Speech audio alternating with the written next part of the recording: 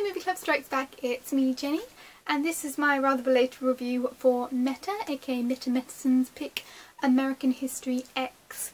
And my quick review for this is a very serious film about racism from the perspective of a neo-Nazi redemption story.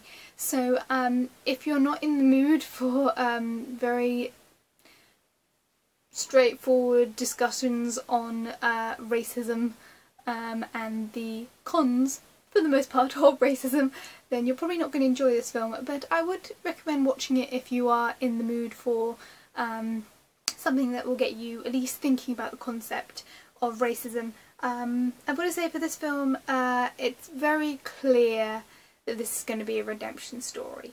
I found that very clear from the beginning. It's got the two characters, Danny and Derek, who are both brothers and come from a semi-racist background and have gone into quite extreme levels of neo-Nazism. And between the two of them, one of them, Derek, the older brother, has you know, done some horrendous things and is trying to come out of it, while Danny, we're trying to watch him try not to become like his brother. And it's a very well directed film. The acting is very good throughout. Edward Norton does an extraordinary job as a character who, for many reasons, is not likeable on a very harsh redemption story. What I found interesting as someone who watches a lot of films is obviously Edward Norton's hair means that he would have shot this film completely out of sequence. So he would have had all of the, you know, new man stuff shot first, and then shaved his head, and then gone back to shoot the neo-Nazi, you know, downward spiral. And that just kept distracting me a little bit in the back of my brain. I think he does an extraordinary job because he's somehow able to add a sense of chronology to his character, and you really, you know, you can see where the character's coming from, but he must have really done his research into his character beforehand in order to project the fact that he's changed when he's in his long hair current perspective in comparison to his older perspective. It's very complicated. I'm trying not to spoil too much. This film, I've got to say, it's not the most subtle film. It's neo-Nazis are bad, which in itself is not exactly a subtle statement. But I will say it does comment a lot on the issues around neo-Nazi systems and theologies. It really does throw out a lot of jargon and propaganda about the topic, so that you can understand in a way how these characters got to where they've got to. But at the same time, it's definitely, there's a very clear line between what is good and what is bad in this. I really like the fact that, again, not subtle, but the flashbacks are in black and white, and the modern stuff, the day in the life of stuff, is all in colour. And that I find really effective, just simply because the black and white A, helps differentiate the flashbacks from the current footage. It's a very clear character choice where the character of Derek does see things as black and white in the old version, and yet it's all about shades of grey, and it's a colour metaphor and it's an emotional statement metaphor. So it's very nicely done in terms of that particular use of film language. The violence in this is quite graphic.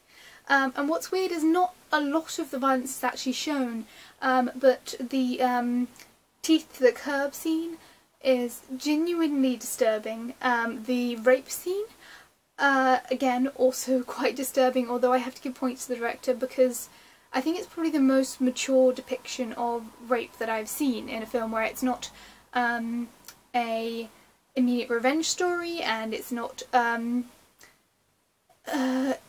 melodrama. It's simply a real life reaction to how that situation would be, and it's an emotional response. It's not a I am determined to be a badass.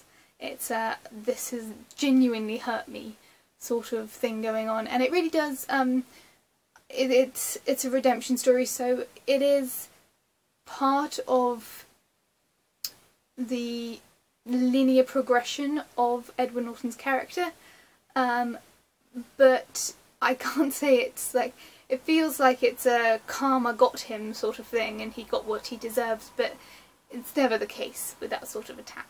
But there we go. I think it's really interesting film, a very dark film, very appropriate given all the stuff that's been happening in America recently.